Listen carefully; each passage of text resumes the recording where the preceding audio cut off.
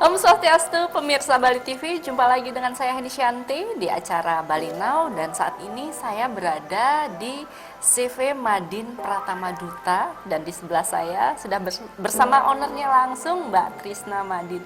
Langsung saja kita sapa. Om Swastiastu. Om Swastiastu. Mbak Trisna Punapi Gatre. Baik sekali. Sehat ya yang pasti Ye, ya. sehat. Aduh, terima kasih ini Bali Now sudah dipersilahkan datang bincang-bincang di CV Madin Pratama Duta. Nah, kegiatannya apa nih selama pandemi? Kalau kegiatan saya pribadi di lingkungan keluarga masih seperti biasanya. Mungkin kita positifnya sih ambil di pandemi ini kita lebih banyak quality time dengan keluarga ya. Kalau untuk kegiatan di produksi mengalir seperti biasa juga, kita tetap berproduksi seperti biasanya sampai saat ini. Tetap jalan Tetap ya. jalan ya Astukara. Tidak ada pengaruh apa-apa? Pengaruh pasti. Atau malah up? Menurun, tapi jangan terlalu menurun kita harapkan ya. Tetap lempeng aja begitu ya. Kita harapkan sih tetap naik. Iya. Berharap begini grafiknya. Iya, grafiknya agak naik ya. Walaupun memang ada turunnya. Nah, masalah turun naik yang penting Stabil. Okay. Nah, ini kalau saya lihat nih sepertinya sudah berapa tahun nih? 10 tahun 10 tahun, kurang lebih ada 10 tahun. Kita pengen tahu nih gimana sih awal mula merintis usaha ini, pasti dengan Jatuh banget darah, air mata, keringat, itu pasti. Itu pasti kayaknya itu sudah perjalanan seorang pengusaha pasti begitu. Nggak. Nah, boleh dong cerita kepada pemirsa Bali Now, gimana sih awal mula merintis CV Madin Pratama Duta? Oke. Awalnya sih dari tahun 2010 ya Mbak ya. Itu pun juga kita bukan yang namanya CV Madin. Kita masih yang namanya UD waktu itu. Kita masih garapan seperti kayak konveksian, masih handle kaos-kaosan. Saat itu pun juga bukan langsung buat kayak konveksian, kita masih yang door to door ke teman-teman. Ayo kita saya buat baju di sini. Kemudian ada orderan, kita lempar ke penjahit. Di atasnya gitu. Penjahit lah ya. Iya, kurang lebih ya seperti itu. Jadi seiring dengan berjalannya waktu, orderan juga ada. Untuk kaos-kaosan itu masih kaos-kaosan. Kemudian kita rekrut lah 3 orang penjahit. Waktu itu kita masih ada tiga mesin jahit. Di tahun berapa saat itu? Kurang lebih mungkin mau ke 2011-nya. Jadi kurang lebih setahun itu yang masih ya mulut ke mulut ya, kita buatin baju bisa, tapi kita lempar ke penjahit kayak gitu ya. Jadi awalnya kita masih punya 3 mesin jahit, 1 tukang potong seperti itu. Kemudian berlanjut juga seiring dengan berjalannya waktu, orderan juga ada, kepercayaan dari teman-teman juga ada. Barulah kita punya identitas, yang namanya UD Madin Konveksi saat itu. Itu tahun keberapa sudah mulai? Itu kurang lebih 2011 ya. Jadi 2010 itu masih yang masih merangkap-rangkap gitu ya. Pasti sepertinya ya. Iya. Mudah-mudahan ya. Nah, kemudian lanjut seiring berjalannya waktu, kita merambah ke hotel-hotel. Saat itu hotel-hotel yang kita garap, kita masih yang door to door, kita bayar telepon, kita telepon HRD atau processing di tempat di hotel-hotel itu, kemudian kita jajakin gitu. Entah diterima entah enggak, udah itu urusan belakangan. Entah ada orderan atau tidak, itu urusan belakangan. Yang penting kita kenalan dulu saat itu. Nah, kita masih garapannya hotel-hotel. Nah, kemudian kisaran tahun 2013 kalau nggak salah, itu kayak kita udah merubah identitas nama kita jadi CV. Nah, awalnya UD ya? Iya, lingkup pekerjaan kita juga kita mencoba saat itu merambah ke sekolah-sekolah, ke hotel, ke sekolah dan juga ke kampus-kampus gitu. Sampai saat ini sekolah-sekolah, kampus dan juga pemerintahan kita garap. Berarti sudah jalan 3 tahun sudah mulai terlihat. Ya, terlihat. Dan sudah kita mulai agak meluas ya, pangsa dan di situ pasarnya. saat nama kita masih UD Madin Konversi, kita mau rubah ke CV Madin, itu juga masih yang kayak bimbang gitu Mbak. Karena takutnya kan mungkin di pikiran orang kalau udah kayak ke CV, oh berarti dia nggak ngambil kaos nih gitu kan. Padahal sebenarnya kan kita ngambil juga dari kaos, polo sampai seragam. Cuman takutnya pikir orang gimana nih kalau kaos-kaosan, nanti takutnya orang nggak ngampirin kita gitu kan. Cuman ya udah kita tetap pede, kita percaya diri. Ya udah kita ganti legalitas perusahaan jadi nama CV. ya kita ini aja, jalan aja, running aja Pede gitu. aja Oh, pokoknya. iya. Tapi memang sih saat itu, pada saat kita ganti nama jadi CV, orderan untuk kaos sih emang agak menurun. Seiring dengan berjalan waktu iya, mungkin iya, kapasitas CV yang emang ngambil kapasitas besar, skala besar, yang emang ngambil seragaman itu udah datang Orderan pun beda sudah ya dalam ya, bentuk. ranahnya kayak gitu loh, ranahnya Iya, udah iya. berbeda. Kalau biasanya kemarin yang ude yang emang konveksian, mungkin anak-anak distro itu yang Iya, kayak iya, dulu, betul, yang betul. kaos-kaosan yang polo, Oh. yang sablon lah ya. Nah sekarang yang udah kita merambah ke CV, lebih ke middle up gitu, Iya, pemerintahan betul. punya Iya, gitu. iya. Cuma tetap sih kita sampai sekarang untuk orderan kaos tetap kita terima. Tetap diterima Tetap ya. tetap. Berarti basicnya atau memang penjahit, hobi Mbak Trisna? Di jarit nggak ada. Bisa jarit juga nggak Emang bisa nggak jarit ya? ya. Oh ya. Oh iya, emang nggak ada basic sama sekali di dunia Sebetulnya garment. memang apa ya, modal nekat mungkin ya. Model nekat. Emang ya namanya perempuan lagi, balik lagi emang suka yang namanya fashion, emang suka beli baju mungkin gitu ya dasarnya dulu. Iya. Jadi emang Suka jualan, mode gitu jualan ya. baju aja deh gitu. Kayak udah pikirnya dulu gampang aja Iya, gitu. iya. Oh, berarti memang berawal dari memang suka mode, Suka baju gitu suka aja sih. baju Oh, gitu iya. ya. Iya. Jadi ya udah Ngalir aja jadi. ngalir Oke. menggunakan penjahit dulu, nggak Iya. karyawan Oke. kan. Heeh. Iya. Berarti memang bukan sekolah apa ya? Fashion itu nggak ada. Jadi kita ngalir otodidak aja udah belajarnya. Gitu. Oke, dan luar biasanya ini Mbak Trisna lebih mengutamakan karyawan lokal daerah sini ya? Iya, lokal. Bisa cerita kepada pemirsa Balina? Oke, karyawan kurang lebih di CV Madin Pratama Duta sampai saat ini ada 40 orang. 40 orang. 80% itu memang masyarakat lokal. Iya. Sisanya memang ada penduduk non Bali ya. Iya. Nah, jadi memang masyarakat lokal yang kita berdayakan, kita rangkul di sini memang orang-orang yang ada di sekitar lingkungan kita. Masih ada juga dari kabupaten lain juga ada, Mbak. Iya, Nah, jadi tapi nggak sekian hanya- persennya aja Iya, ya. Kemudian orang-orang itu juga artinya gini, bisnis yang kita gelutin di sini kan bisnis produksi garment ya, produksi pakaian jadi. Di sini kita memang nggak memerlukan banget lulusan dari universitas gitu loh, Mbak. Pendidikan setara tinggi itu kita nggak memerlukan di sini. Yang penting orang itu punya skill kan. Iya, Misal itu kayak yang penjarit perlu. dia punya skill jarit Iya, gitu kan. betul. Oke. Nah, dari di situ jadi di sana seperti ibu-ibu sekitar sini yang emang notabene ibu-ibu rumah tangga yang memang mungkin tidak memiliki setara pendidikan yang tinggi, itu kita bisa rangkul di sini, kita bisa aja gabung di sini. Contohnya kita berdayakan mereka di bagian checking seperti itu atau bagian packing seperti itu, kan itu tidak memerlukan apa namanya lulusan terbaik Iya. atau mungkin seperti itu kan Iya. tidak memerlukan.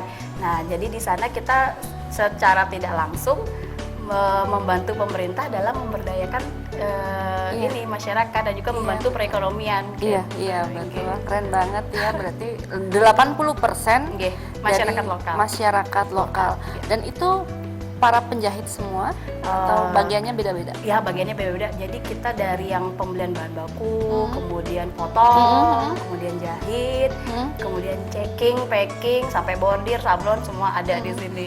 Dan di saat pandemi seperti ini mereka masih full, mereka bekerja? Masih full.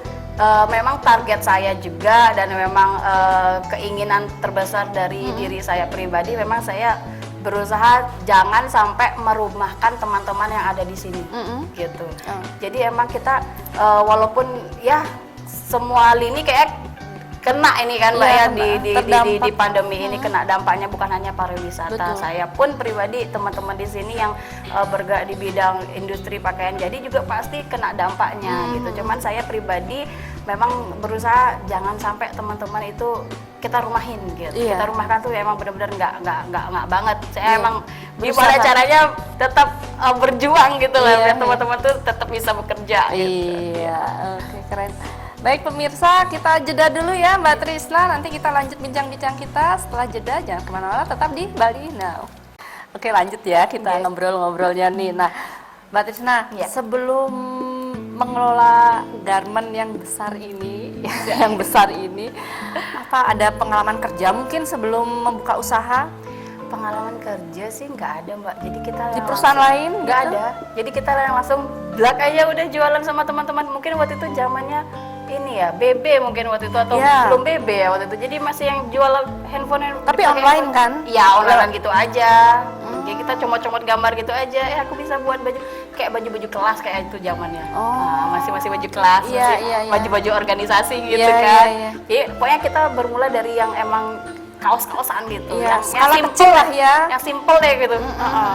Jadi nggak ada pengalaman kerja Nggak di ada. perusahaan lain, marketing atau apa, nggak ada ya. Saya memarketingkan urus ini aja nih. Pekerjaan saya sendiri ya. Tapi sudah ada jiwa marketing ya dalam diri ya. Bisanya jualan aja emang. Nah, ini kita pengen tahu nih, tantangan apa sih yang tersulit saat awal mula Membuka. merintis sampai saat ini? Pasti walaupun perusahaan sudah jalan, pasti tetap ada tantangan. Pasti. Nah, Heeh. bisa diceritakan dari awal sampai Oke. sekarang? Kalau di awal itu terus terang pastinya permodalan ya Pak ya. Itu pasti. Itu itu kayak permasalahan perusahaan. Perusahaan ini ya emang kayak yang utama kayaknya. Itu permodalan itu yang pertama. Kemudian balik lagi saat kita deal untuk membuka yang namanya UD saat itu ya, UD Madin Konveksi, yang emang kita punya 3 mesin jari itu yang kita pikirkan saat itu ini basic sih, karena memang kita nggak ada basic jarit, hobi jarit, dan ya artinya basic di dunia garment kan kita nggak ada, nggak punya sama sekali. Nah di situ yang kita masih mikir, ini jalan nggak ya nanti kayak gitu kan. Kemudian gimana cara yang ngajarin ini tukang jarit kayak gitu, kalau misal ada salah kata ini apa jaritan dan lain sebagainya, atau model-model model baju yang lain tuh gimana caranya ngajarin, orang kita juga nggak paham gitu kan. Nah di situ aja emang yang permodalan, kemudian basic yang emang nggak ngerti dunia yang kita geluti itu, nggak ngerti, kita taunya cuma jualannya aja gitu. Cuman seiring berjalannya waktu ya kita memang tidak paham di dunia garment, kita rekrutlah orang-orang yang berpengalaman, yang memang paham berkompeten di bidangnya seperti itu. Oh, jadi bekerja sama dengan mereka. Iya, bekerja sama dengan mereka. Sekarang kan kita juga udah punya yang namanya scope kepala produksi, seperti itu, kepala potong, checking dan lain sebagainya. Jadi mereka orang-orang yang kompeten di bidangnya, yang emang mengerti lingkup produksi seperti itu. Walaupun kita nggak paham, tapi kita memperkerjakan orang-orang yang paham gitu kan. Iya. Berarti sekarang ini pemasarannya sampai ekspor atau khusus wilayah Indonesia aja? Kita lokal juga, kemudian ekspor juga. Ekspor itu kalau nggak salah di tahun berapa ya? Tahun 2014 kalau nggak salah, itu 2013-2014 itu kalau nggak salah. Saat itu tamu pertama itu tamu Jepang Mbak yang datang ke sini. Kebetulan memang guide ya mungkin namanya ya, guide ya tamu Jepang itu emang teman kita. Nah itu balik lagi dari mulut ke mulut ya. Buat baju ya sekarang gitu kan. Iya bisa. Nanti kalau aku ada tamu aku ajak ke sini ya. Oh iya. Jadi dari situ. Itu satu tamu Jepang sampai saat ini, sampai tahun 2020 itu masih ke Madin. Jadi emang Masih dia setiap kerjasama? tahun ke Madin gitu. Jadi biasanya dia kedatangan itu awal-awal tahun. Jadi dia udah mempersiapkan koleksi dia untuk 1 tahun ke depannya gitu. Selain ke Jepang, kita juga ekspor ke Hawaii, kemudian juga ke Inggris, ke Prancis seperti itu. Berarti sudah makin meluas ya. Iya. Dan proses produksi dari awal sampai akhir bisa dijelaskan kepada pemirsa Balina seperti apa sih? Jadi misalnya ada customer nih datang, jadi dia request dulu modelnya seperti apa, seperti itu kan. Kemudian kita buatkan dia desain, kemudian kita terbitkan PO, purchase order, untuk kita bawa ke produksi. Kemudian kita pembelian bahan baku seperti itu. Kemudian kita potong sesuai dengan patronnya, polanya. Kemudian kita jahit, kancing. Kemudian kalau memang itu diperlukan bordir, dibordir. Kalau itu diperlukan disablon, ya kita disablon. Kemudian proses ke checking, sudah benar nggak ininya, panjang, lebar dan lain sebagainya. Kita bersihin benang dan lain sebagainya. Kemudian packing, barulah kita kirim ke customer. Nah di saat pandemi ini pasti berpengaruh ya untuk ekspor? Berpengaruh banget. Jadi di tahun ini, di tahun 2020 saat itu kayaknya kisaran bulan Maret ya, yang di Bali yang emang Mulai kayaknya Maret, udah mulai nyepi. gempar ya wacana ini. Jadi waktu itu tamu Jepang saya datang kisaran Januari atau Februari awal. Itu juga saya udah ketar-ketir, Mbak, jadi datang nggak ini Mbak gitu. Soalnya kan ada begini-begini nih. Iya sih, cuman dia masih bisa bolak-balik saat itu kan, Januari Februari masih bisa bolak-balik. Ya tetap datang gitu. Ya udah, tetap datang.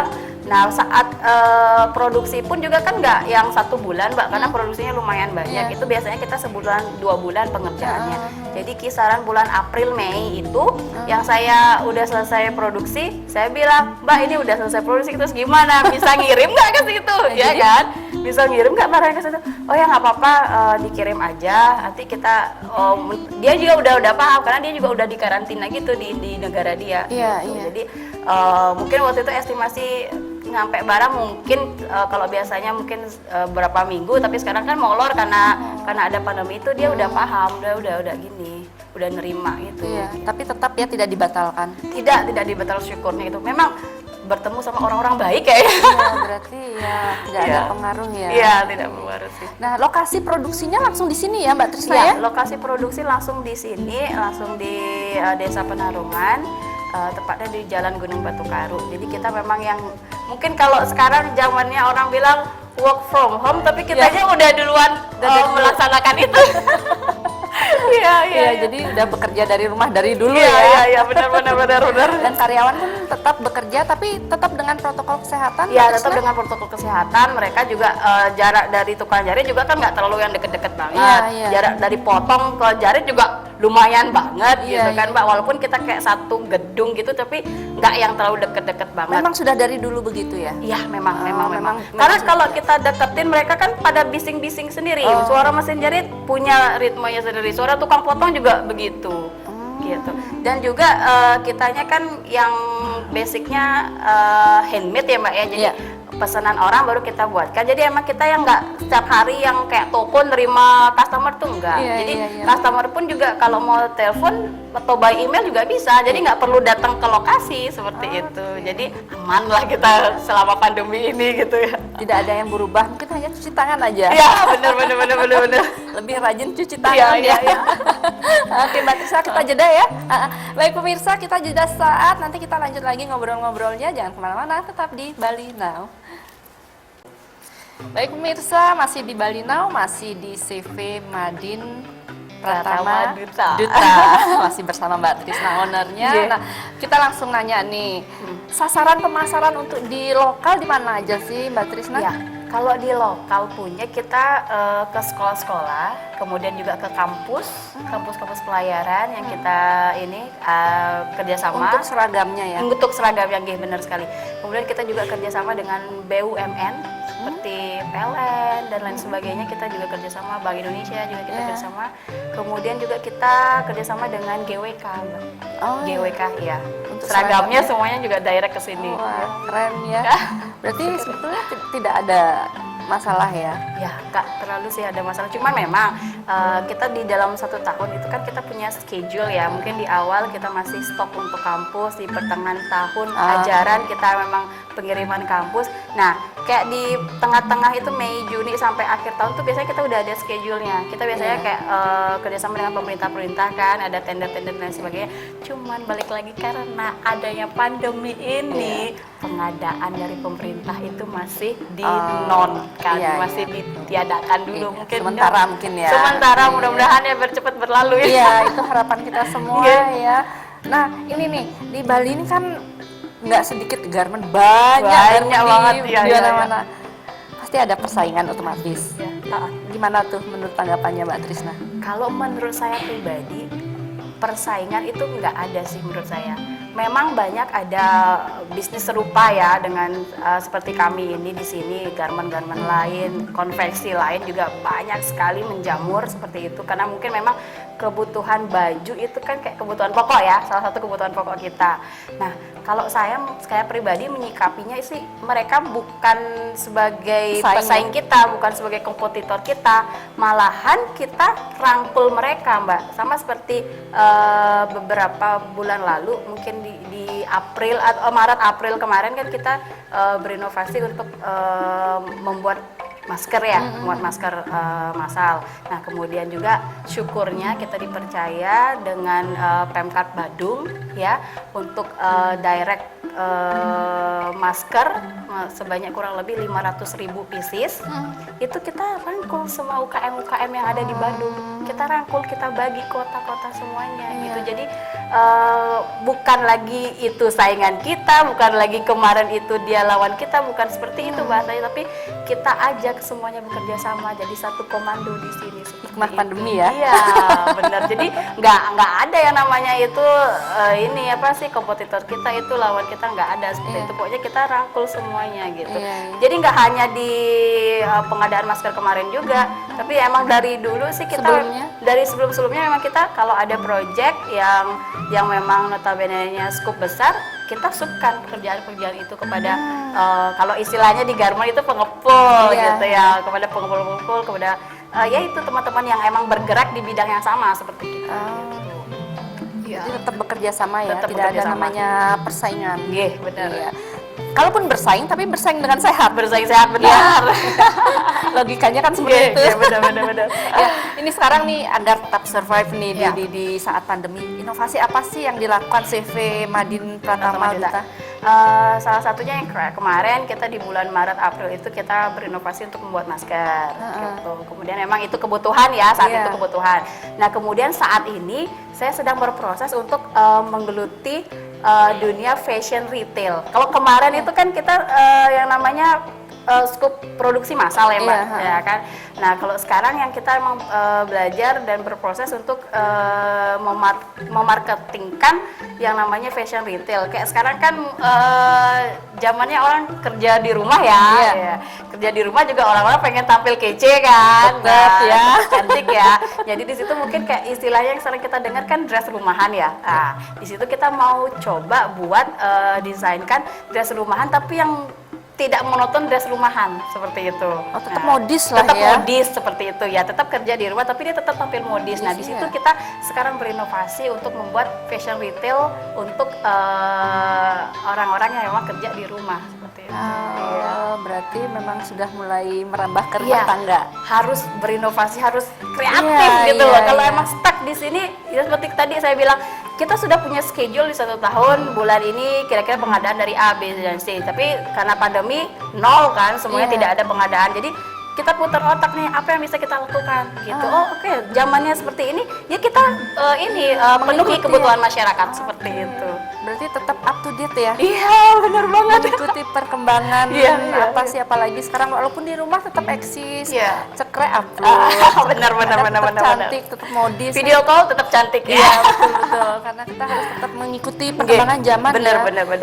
Tapi itu sebuah tantangan sebetulnya. Benar, tantangan. Karena kreatif. awalnya kan kita bukan yang dunia retail yang emang jualan 1 piece, 2 piece seperti itu kan. Jadi di sini benar-benar kayak saya tantangan juga yang nggak biasa ngambil anggaplah minimal 12 pieces.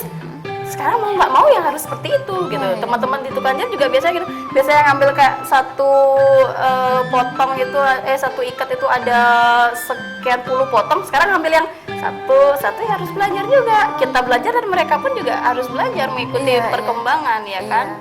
Udah tuntutan ya. Udah tuntutan ya, benar. Memproduksi APD juga, ini kan saat pandemi nih. Iya. Pasti. Produksi. Saat itu masker 500.000 pieces kalau nggak salah. Saat itu kemudian dilanjutkan ke APD itu kurang lebih 5.000 pieces. Kita di awal pandemi saat masuk ke Bali? Ya, Maret April kalau nggak salah itu, April. Dan sekarang pengadaan bulan lalu sih, pengadaan untuk ini baju OKA. Baju operasi yang ada di belakang gua. Yang seperti ini ya. Ini itu baju operasi. Untuk operasi. Ya. Berarti yang bahannya pun juga bahan anti air dia. Iya, kainnya emang anti air. Ya, kalau yang ini seperti rumahan. Nah, ini yang seperti ini, yang kita trennya seperti ini seperti ini yang kita buat kurang lebih sih. Ada juga model-model lain yang udah kita rancang, jadi nggak hanya piyama, tapi dress-dress yang emang dia bisa kerja di rumah tapi juga masih bisa tampil kece. Tidur pun harus keren ya. Tidur pun harus cantik ya. Biasanya tidur pun kita selfie ya. Iya. Berarti memang harus tetap up to date ini. Bener itu kuncinya ya. Sip. Oke, kita lanjut saat lagi ya. Oke pemirsa, kita jeda saat. Jangan kemana-mana, tetap di Bali Now. Nah, kita langsung aja bincang-bincang nih. Ini banyak kan pengusaha yang apalagi saat ini jatuh bangun. Ini saat pandemi ini. ataupun yang mungkin yang baru memulai sudah merasakan bagaimana sulitnya merintis usaha dari permodalan, dari segala macam untuk pemasaran. Nah, boleh bagi-bagi tips dong kepada masyarakat Bali, khususnya pemirsa Bali Now. Apa sih tips-tips untuk menjadi untuk memulai usaha? Oke, kalau bagi saya pribadi tipsnya bagi seorang pemula yang ingin menggeluti suatu usaha apapun itu, tipsnya bagi saya tentukan dreamnya dulu, ya kan? Tentukan dreamnya dulu. Kalau kita sudah punya dream yang kuat, sudah punya pakemnya sendiri, passionnya dari diri kita sendiri, itu pasti akan jalan. Gitu loh. Kalau kita belum punya dream yang kuat, pasti goyah di pertengahan jalan, Mbak. Karena memang tantangan bagi seorang pengusaha dalam dalam merintis usaha itu pasti banyak sekali, ada kerikil-kerikil gitu. Kalau kita nggak yang survive, yang emang kita pegang dream kita dari awal itu, bakalan susah banget gitu loh. Di samping ada dari segi permodalan dan saingan dan lain sebagainya. Kalau memang kita nggak yang kuat, passion kita di bidang apapun itu, nggak bakalan jalan. Kemudian yang kedua bagi saya adalah doa. Kalau kita berusaha tanpa diiringi doa, kita nggak ingat sama Tuhan, itu nggak akan berjalan. Jadi bagi saya, tips saya untuk teman-teman semuanya adalah libatkan Tuhan dalam setiap langkah usaha Anda. Itu wajib banget hukumnya. Nggak boleh enggak ya. Bener. Jadi bekerja dan berdoa itu tetap harus sejalan. Oke, dan beberapa waktu lalu kabarnya ada kunjungan nih dari Putri Bapak Wakil Presiden. Iya, betul. Benar. Jadi beberapa hari lalu kita kedatangan putri dari Wakil Presiden RI, Ibu Siti, beserta juga dengan jajarannya bersedia berkenan untuk mengunjungi kami di sini di CV Madin Pratama Duta. Itu benar-benar suatu apresiasi bagi saya dan juga bagi tim semuanya. Itu suatu kebanggaan ya Mbak ya, suatu kebanggaan tersendiri bagi saya dan juga mungkin bagi tim-tim kami yang ada di sini, bisa dikunjungi oleh ini ya, Putri dari Wapres ya. Itu kayak mimpi siang bolong kayaknya. Itu memang mendadak. Ya, saat itu sih Hamin 3 mungkin ada wacana aja sih, cuman kita yang syukur-syukur dikunjungi gitu ya, karena kita kayak ngerasa kita bukan siapa-siapa, kita juga masih seginian aja gitu kan. Nah, kemudian Hamin 1 kalau nggak salah emang udah deal, segala macam protokoler juga mengunjungi kita untuk cek lokasi, dan ya syukurnya sih acara itu berjalan lancar ya. Biasanya kunjungannya dari siapa aja biasanya? Kalau selama ini ada kunjungan dari Ibu Bupati Badung, sudah pernah juga kunjungan ke sini. Kemudian dari Wali Kota Palangkaraya juga dapat mengunjungi kita di sini gitu. Ada juga sih kota-kota lain, cuma saya nggak terlalu hafal semuanya. Saking banyaknya mungkin ya. Saya lihat nih foto-foto banyak kunjungan nih. Iya, banyak kunjungan gitu. Banyak yang mengapresiasi gitu. atas hasil dari CV Madin Pratama Duta. Nah, ini apa sih yang mesti dilakukan saat usaha kita jatuh, Mbak Trisna? Contohnya musibah di saat pandemi ini, dan kan banyak yang terpuruk nih pengusaha. Apa nih yang bisa kita lakukan ya?